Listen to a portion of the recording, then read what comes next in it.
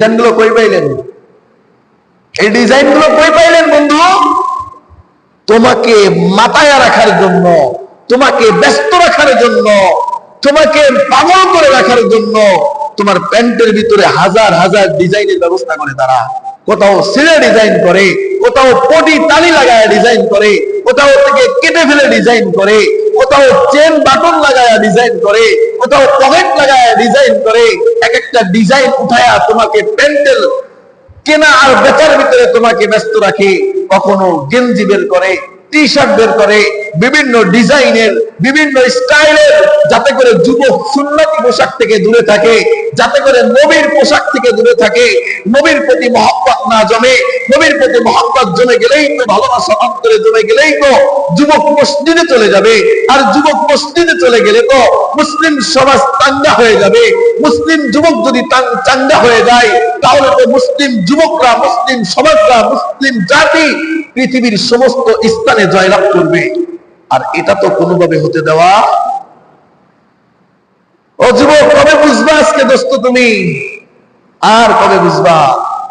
তোমাকে এই প্যান্টের ডিজাইনে আজকে ব্যস্ত রাখছে, তোমাকে আজকে টি শার্টের ডিজাইনে তোমাকে ব্যস্ত রাখছে, তোমাকে আজকে পোশাকের ডিজাইনে, তোমাকে পোশাকের সৌন্দর্যই তোমাকে আজকে ব্যস্ত রাখছে, তোমাকে আজকে চুলের কাটিং এ ব্যস্ত রাখছে।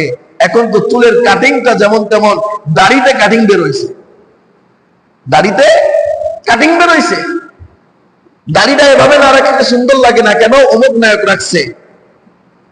তোমাকে চুলের ডিজাইনে, কাটে শার্টের ডিজাইনে, প্যান্টের ডিজাইনে তোমাকে ব্যস্ত করে রাখছে। শু আর স্যান্ডেল জুতার ডিজাইনে তোমাকে ব্যস্ত করে রাখছে। উদ্দেশ্য কি জানো? তুমি যেন মসজিদ মুখী না হও, তুমি যেন কোরআন মুখী না হও, তোমার ভিতরে যেন কোরআনের কথা না ঢোকে।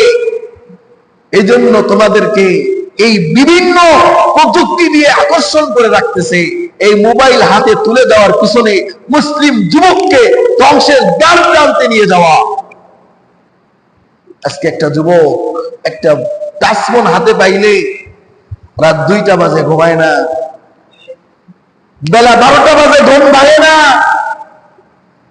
আরে উদ্দেশ্য তো এটাই ছিল, উদ্দেশ্য তো তোমার এটাই ছিল, তোমাকে খেলনা বানাবে, খেলনা খেলনা খেলনা, তোমাকে খেলনা বানায় খেলবে।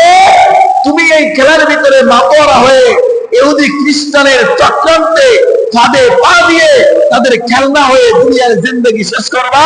আর আখিরাতে তো কোরআন তোমার বিপক্ষে, নবী তোমার বিপক্ষে, আল্লাহ তোমার বিপক্ষে, জমিন তোমার বিপক্ষে।